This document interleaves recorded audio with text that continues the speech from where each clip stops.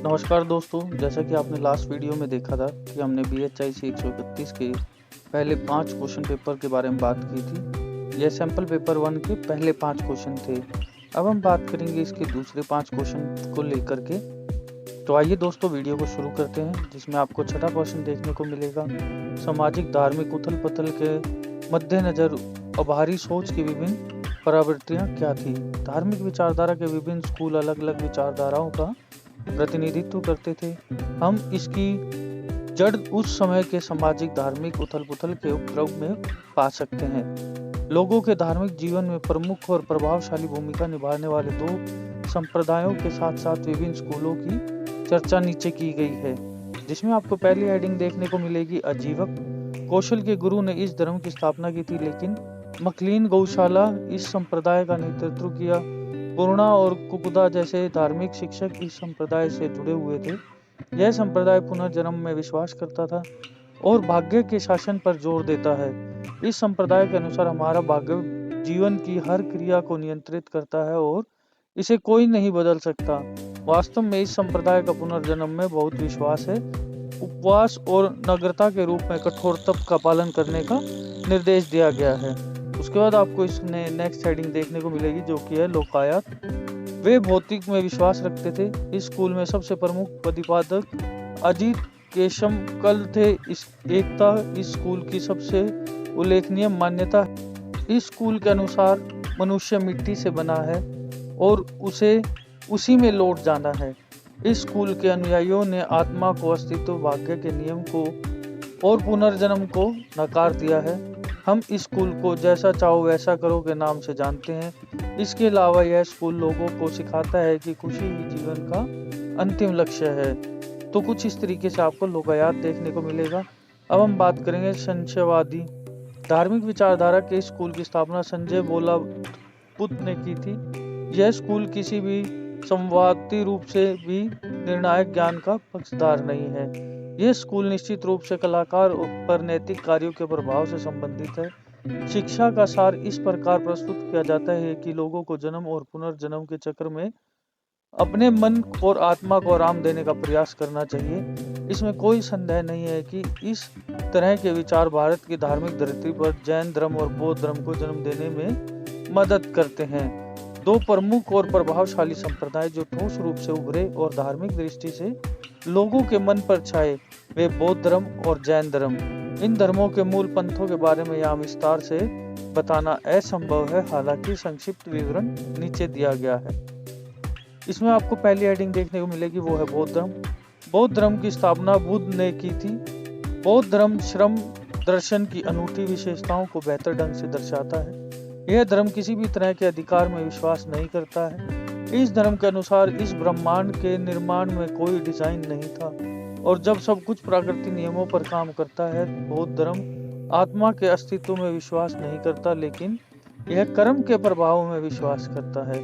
बुद्ध ने लोगों को सिखाया कि जीवन का अंतिम उद्देश्य निर्वाण प्राप्त करना और पुनर्जन्म को समाप्त करना है। बौद्ध धर्म के मूलभूत सिद्धांतों को 4 महान सत्यों के रूप में गढ़ा जा सकता है, जैसे दुख, इच्छा, त्याग और मोक्ष। इसके अलावा बौद्ध ने सुझाव दिया कि लोगों को 8 सिद्धांतों का पालन करना चाहिए, जो व्यक्तियों के लिए नैतिक आचरण के महत्व पर जोर देते हैं। इसके बाद हम बात करेंगे जैन धर्म की। बौद्ध धर्म और जैन धर्म समकालीन धर्म थे। भगवान महावीर ने इस धर्म की स्थापना की। बौद्ध धर्म की तरह जैन धर्म ने भी ईश्वर के अस्तित्व को नकार दिया। जैन धर्म इस धरती पर मौजूद हर चीज में आत्मा को मानता है और आत्मा उज्जवल, शुद्ध और चेतन है, लेकिन कर्म के प्रभाव से कम हो जाती है। महावीर ने लोगों को सिखाया कि अपनी आत्मा के आवरणों को हटाकर मोक्ष प्राप्त कर सकते हैं। इसलिए यह धर्म उपवास के रूप में आत्मदमन को कठोर तपस्या पर जोर देता है। इसके अलावा यह धर्म सोचता है कि निर्वाण प्राप्त करने के लिए पूर्ण त्याग आवश्यक है। निर्वाण की मांग 5 व्रतों से संबंधित है, जैसे कि गैर हत्या, गैर चोरी, गैर झूठ, गैर स्वाभाविक और ब्रह्मचर्य। इसके अलावा यह महावीर ही थे जिन्होंने मानव जाति के लिए अहिंसा के साथ का समर्थन किया। इसलिए विभिन्न विचारधाराओं ने सोच के विभिन्न रुझानों का प्रतिनिधित्व किया। उसके बाद आपको नेक्स्ट प्रश्न देखने को मिलता है, गौतमीपुत्र की उपलब्धियों पर संक्षिप्त टिप्पणी कीजिए। तो इसका आंसर आपको देखने को मिलेगा, गौतमीपुत्र सताकर्णी, जिन्हें अक्सर सतवाहन शासकों में सबसे महान माना जाता है, अपने पिता सतकर्णी के बाद सिंहासन पर बैठे। सतकर्णी ने पहले सतवाहन साम्राज्य का विस्तार किया था और अपने अश्वमेध बलिदानों के कारण काफी समृद्धि प्राप्त की थी। जब गौतम पुत्र सिंहासन पर बैठा था तब सतवाहन साम्राज्य स्थिर रूप से जुड़ा हुआ था और शासकों और यवानों के आक्रमणों का सामना कर रहा था। गौतमी पुत्र ने यवानों, शासकों और पल्लवों को हराया और सतवाहनों के प्राचीन गौरव को फिर से स्थापित किया। उन्होंने नहपान को उखाड़ फेंका और जेगल थेमी हाड़ के बहुत सारे शस्त्राओं सिक्कों को फिर से चलाया। नासिक परिस्थिति में गौतम पुत्र को उपरांत अनूप, सौराष्ट्र, उकरा, अकारा और अवंती का शासक बताया गया है और इन्हें नपहान से छीना होगा। ऐसा प्रतीत होता है कि उसके मध्य दक्कन के क्षेत्रों को पुनः प्राप्त किया गया था, जो उसे पूर्ववर्तियों के शासन के दौरान सतवाहनों द्वारा खो दिए गए थे। उसके अधीन सतवाहन सेना कांची के दक्षिण तक पहुंच गई थी। उसे दक्षिणी महाराष्ट्र के कोल्हापुर क्षेत्र में क्षेत्रों की विजय का श्रेय भी दिया जाता है, जिसने उन्हें आनंद शासकों से छीन लिया था। गौतम पुत्र ने बनवासी क्षेत्र पर भी कब्जा कर लिया। इस प्रकार कर्नाटक के कुछ हिस्सों पर अपना आधिपत्य स्थापित कर लिया। लगभग 130 ईस्वी में पुत्र विशिष्ट पुत्र श्री पलवामवी ने इसका स्थान लिया।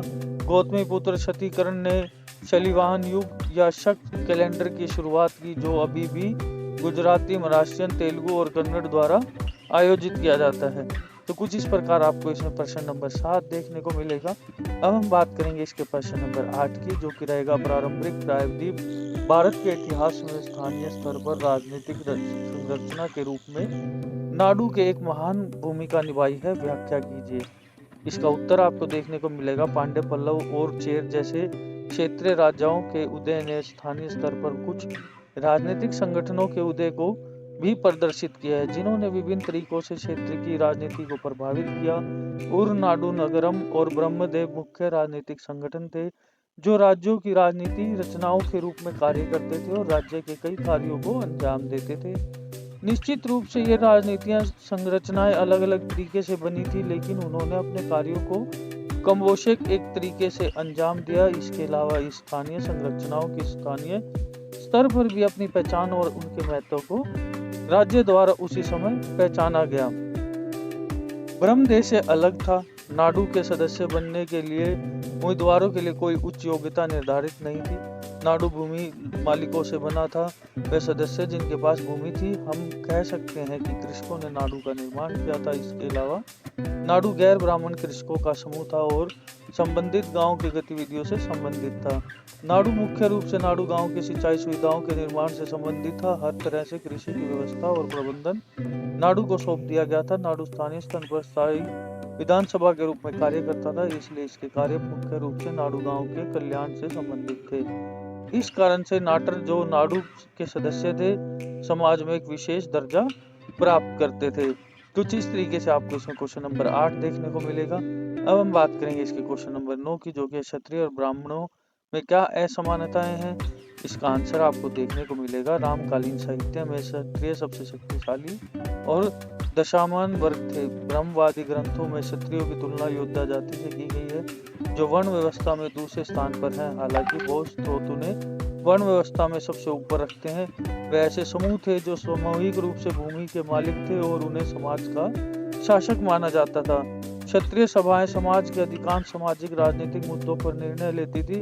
वे भूमि कर नहीं देते थे और उनके पास कोई स्थायी सेना नहीं थी। युद्ध के समय पूरा वंश अधिकार उठ जाता था। समस्तकालीन पाठ भगवान के बीच में मध्यस्थता का विशेष अधिकार दिया गया। उन्हें अनुष्ठान करने का विशेष अधिकार था। जाति के सर्वोच्च जाति होने की चेतना से अत्रोत किया गया। ऐसा लगता था कि उन्हें अशुद्ध भोजन और निवास से बचने के लिए नियमों का भी पालन किया था। ब्राह्मणों ग्रंथों में ब्राह्मण के 4 महत्वपूर्ण लक्षण बताए गए हैं। वे माता पिता के उचित व्यवहार, प्रसिद्धि की प्राप्ति के लिए और लोगों को शिक्षा देना। ऐसा करने के लिए उन्हें सम्मान दिया जाना चाहिए, उपहार दिए जाने चाहिए और मृत्युदंड से छूट दी जानी चाहिए। तो कुछ इस तरीके से आपको इसमें प्रश्न नंबर 9 देखने को मिलेगा। अब हम बात करेंगे प्रश्न नंबर 10 की। सिक्का निर्माण इसका पहला पहलू रहेगा, जिसके बारे में हमने लिखा है, सिक्का निर्माण इस अवधि के दौरान पश्चिमी और पूर्वी तट पर विदेशी देशों के साथ तेजी से व्यापारिक गतिविधियां चल रही थी। यह तथ्य प्रायद्वीप में विदेशी सिक्कों के भंडार की मौजूदगी से साबित होता है। रोमन सिक्के, स्थान और समय में उनका वितरण। पूरे दक्षिण भारत में रोमन सिक्के मिल सकते हैं, हालांकि उनका सबसे ज्यादा जमावड़ा तमिलनाडु और उसके बाद आंध्र प्रदेश में है। बाजीपुरा, कुडुप्पा, गुटूर, कृष्णा, नागोंडा और विशाखापट्टनम जिलों में अगस्त, नीरो और सर्वे के सिक्के ज्यादा संख्या में हैं। चूंकि प्रत्यक्ष व्यापार संपर्क छोटी अवधि तक ही सीमित था, इसलिए पश्चिमी दक्कन में रोमन सिक्कों की कमी है। नागार्जुन कोंडा और अन्य पूर्वी स्थलों के शिलालेखों से पुष्टि होती है कि पश्चिम दक्कन में सिक्कों की सापेक्षिक कमी थी। रोमन सिक्कों का प्रचलन सीमित प्रतीत होता है। इनका उपयोग मुख्य रूप से तमिल में आभूषणों के रूप में किया जाता है। ऐसा लगता है कि उनके एक आर्थिक कार्य थे। उदाहरण के लिए, माल को सुरक्षित मार्ग को सुनिश्चित करने के लिए सुरक्षा धन के रूप में जमा या जमानत के रूप में, उपहार के रूप में, दिनार या प्रतिष्ठा की वस्तु के रूप में, जब तक यह नहीं माना जाता कि सिक्कों ने व्यापारिक बाजारों में उचित मूल्य की मुद्रा के रूप में दोहरी भूमिका निभाई। लेकिन बाजारों के भीतर इलाकों में प्रतिष्ठा की वस्तु के रूप में इस प्रश्न का उत्तर देना मुश्किल होगा कि विशिष्ट क्षेत्रों में इतने सारे सिक्के क्यों जमा किए गए। इसके बाद इसमें आपको नेक्स्ट हेडिंग देखने मिलेगी, जो कि है दक्कन के अन्य सिक्के। दक्कन में एक विस्तृत क्षेत्र में पुरु सतवान मूल के अखिल ढले हुए तांबे के सिक्के भी पा सकते हैं। इसके अलावा रोमन सिक्कों की मिट्टी की नकल भी मिलती है। 5वीं शताब्दी के सिक्कों के साक्ष्य, जो केवल बांस और ताड़ के पत्तों के टुकड़े से बने थे, बल्कि लाख और गोंद से भी बने थे। साथ ही शीशा, तांबा और पोटीन तांबा, जस्ता, शीशा और टिन की मिश्र धातु से सतवान सिक्के भी देखे गए हैं। निजी गिल्ड द्वारा जारी किए गए चांदी के 5 मार्क वाले सिक्के सतवानों के अभिपत्य के बाद उपयोग में रहे। राज्य की जिम्मेदारी केवल सिक्का बनाने के लिए टकसाल में लाए गए सभी सोने की जांच करना और पैसे में सोने का मूल्य वापस करना था। चांदी के सिक्कों का जोगल थेपी भंडार एक व्यापारिक भंडार अतीत होता है, क्योंकि सभी काउंटर स्ट्राइक मुद्दों पर प्रतीकों का एक समान सेट है। अगर भाग पर चैत्य और पीछे उज्जैन का प्रतीक है। इन सिक्कों के लिए कई डाई का इस्तेमाल किया गया था। इसके बाद हम बात करेंगे तमिलकम में स्थानीय सिक्का निर्माण। चोरों और पांड्यों ने सिक्के जारी किए, जिन्हें से पहले से ही सिक्कों के चरित्र और कीर्तियां थी, तबकि दूसरे सिक्कों पर कविदितियां थी। इसके अलावा सेंगम के नमन जैसे छोटे सरदार भी थे, जिनके जारी किए गए सिक्कों में कविदितियां हैं, जिनमें सरदार का नाम मलाई पादुकंडम में वर्णित है। 5 चिन्हित सिक्के व्यापार मार्ग पर काफी पाए जाते हैं। इसी तरह मुद्रे के पास वेडिनपुर होड सिक्कों पर डबल कार्प और अन्य प्रतीक का उपयोग इस क्षेत्र में जनपद प्रकार के सिक्कों और मुद्रा के रूप में सुझाव दे सकता है। अब हम बात करेंगे इसके प्रश्न नंबर 2 की, जो कि है संगम साहित्य। संगम साहित्य ऋग्वेद ग्रंथों के विपरीत संगम साहित्य प्रकृति में धर्मनिरपेक्षता और विभिन्न नायकों और नायिकाओं के विषयों के इर्द गिर्द घूमता था। संगम साहित्य पारंपरिक एशियाई शताब्दियों में डेल्टा तमिलनाडु में रहने वाले लोग के सामाजिक, आर्थिक और राजनीतिक जीवन पर बहुत मूल्यवान जानकारी प्रदान करता है। संगम के बाद ही काल 5 महान तमिल काव्यों की रचना है के लिए उल्लेखनीय है। शिल्पादिक्रम, मेणी मेकलाई, जीवन चिंतमणि, वेल्या और कुंडलेसी। 5 छोटे कार्य अर्थात यशोदार्काव्याम, चुलमणि, पेरुम कथाई, नागर कुमारा काव्य और नीलाकेशी कुछ जैनिक लेखकों की देन है। 600 से 900 ईस्वी के बीच तमिल साहित्य शैव और वैष्णव संतों के प्रभाव में आया, जिन्हें क्रमशः नयनमार और अलवर कहा जाता था। शव संतों के भजनों के बाद तिरुमलेकाल नामक 12 सल्तनों ने एक मात्र किया और 12वीं शताब्दी ईस्वी में सिकोई जार द्वारा रचित परिणय पुराणम, जिसे तिरोदान उदर प्रणाम भी कहा जाता है, को 12वां तिरुमेर माना जाता है। वैष्णव संत नाथ मुनि ने वैष्णव भजनों के लिए नलियरा दिव्य प्रथम नामक 4 पुस्तकों में संकलित किया। पेरियालवार, पाइगोलेवर, वुट्टलवार, अंडल कुछ अन्य वेशांत संत हैं जिन्होंने तमिल साहित्य पर एक साधुनी पूर्वक काम किया है। अब हम बात करेंगे इसके अगले प्रश्न की, जो कि है पुरालेख। पुरालेख अभिलेखों के अध्ययन से संबंधित है। बेशक प्राचीन भारत में प्रचलित समाज की प्रकृति के बारे में जानने के लिए वे हमारे सबसे विश्वसनीय स्रोत हैं। शिलालेख मुख्य रूप से पत्थर की पट्टियों, धातुओं की प्लेटों, स्तंभों, गुफाओं की दीवारों पर पाए जाते हैं। इन स्रोतों से हमें विशेष काल की भाषाओं के बारे में बहुत कुछ जानते हैं। इसके अलावा उस काल की राजनीतिक और सामाजिक स्थितियों पर भी प्रकाश डालते हैं। अशोक के शिलालेख, समुद्रगुप्त और रुद्रमान के स्तंभ जैसे शिलालेख अपने धार्मिक और प्रशासनिक महत्व के लिए प्रसिद्ध हैं। वे संबंधित समाज की परिस्थितियों के बारे में भी बहुत कुछ जानते हैं। इसके अलावा कुछ शिलालेख द्विभाषी रूप में भी पाए जाते हैं। दिल्ली और ब्रह्मपुर में पाए गए शिलालेख ऐसे द्विभाषी शिलालेखों के उदाहरण हैं। इसके अलावा हमारे पास पुदुकोट्टई में पाए गए संगीत नियमों से संबंधित शिलालेख हैं और चित्तौड़ में एक मीनार पर खुदे शिलालेख वास्तुकला पर ग्रंथ से संबंधित है। किसी विशेष ऐतिहासिक काल के बारे में प्रासंगिक जानकारी धातु की प्लेटों पर उत्कीर्ण शिलालेखों से भी निहित है। हम मद्रस्तोर तममपतो गोरख जिले के सोगोरा प्लेट, महेंद्र वर्मन के एल्कोहल शिलालेखों और चोलों के उत्तरमेर शिलालेखों से करो। व्यापार और मुद्रा से संबंधित बहुत सी जानकारी प्राप्त करते हैं। इसके अलावा ये शिलालेख समकालीन शासकों द्वारा शासित राज्यों और साम्राज्यों की सीमाओं का प्रमाण देते हैं। इसलिए हम तथ्य से इनकार नहीं कर सकते कि पुरालेख सबसे विश्वसनीय स्रोत हैं, क्योंकि ये वे प्राचीन समाज की सामाजिक राजनीतिक स्थितियों पर बहुत प्रकाश डालते हैं। उसके बाद आपको इसका अगला क्वेश्चन देखने को मिलेगा, जो कि है ऋग्वेद। ऋग्वेद इतिहास के अन्य स्रोतों से अलग है, जो हमें प्राचीन भारत में पाए जाने वाले सामान के पूर्ण निर्माण में मदद करता है। ऋग्वेद को समझना आसान नहीं है, यह सबसे पुराने पाठ्य स्रोतों में सबसे महत्वपूर्ण स्रोत है। उम्मीद है कि ऋग्वेद का संकलन 1500 से 1000 ईसा पूर्व के आसपास हुआ होगा। ऋग्वेद कौटिल्य के अर्थशास्त्र के पुराणों से अलग है। इतिहासकारों ने इस साहित्य कृति के रूप में स्वीकार नहीं किया है। आशा की जाती है कि यश के ऋग्वेद को टिप्पणियों के साथ संकलित किया गया। हालांकि आशा की जाती है कि यश प्रणीत से पहले रहे होंगे। यश ने स्वयं कुछ टिप्पणीकारों के अस्तित्व का उल्लेख किया है जो उन्हें पहले रहे होंगे। बेशक ऋग्वेद में जो पाठ आज हमारे पास है उसे रामायण ने संकलित किया, जो 1387 ईस्वी के आसपास रहते हैं। वैदिक भाषा ऋग्वेद के माध्यम से जो संस्कृति शासक भाषा के रूप में उभरने से पहले प्रचलन में थी।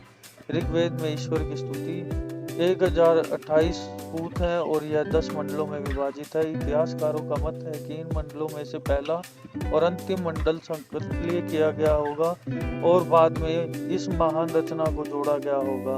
हम ऋग्वेद को धार्मिक ग्रंथ के रूप में स्वीकार कर सकते हैं। इसमें सामान्य रूप से पूजा पाठ के अनुभव और नियम संग्रहित हैं। इस महान काव्य के बारे में उल्लेखनीय तथ्य है कि इसे अगली पीढ़ी को एक विशेष तरीके से सौंपा गया, क्योंकि इसके वाचन का तरीका काफी अलग है। इसके अलावा वैदिक और विद्वानों ने इस ग्रंथ को सुनाने के कई तरीके भी बताए हैं। कुछ इस तरीके से आप इसमें ऋग्वेद के बारे में लिख सकते हैं, जैसे कि आपको अपनी स्क्रीन पर दिखाई दे रहा होगा। आज की इस वीडियो में हमने सैंपल पेपर 1 के बारे में बात की है। अगली वीडियो में हम बात करेंगे इसके सैंपल पेपर नंबर 2 के बारे में।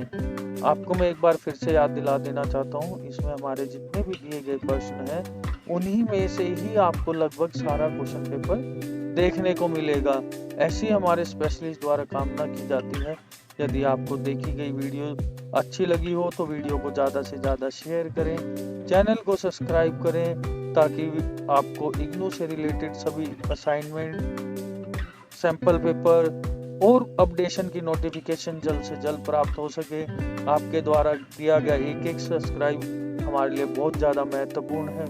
वीडियो को अंत तक जरूर देखें ताकि आपका किसी प्रकार का कोई क्वेश्चन पेंडिंग ना रहे। वीडियो को अंत तक देखने के लिए आपका बहुत बहुत धन्यवाद।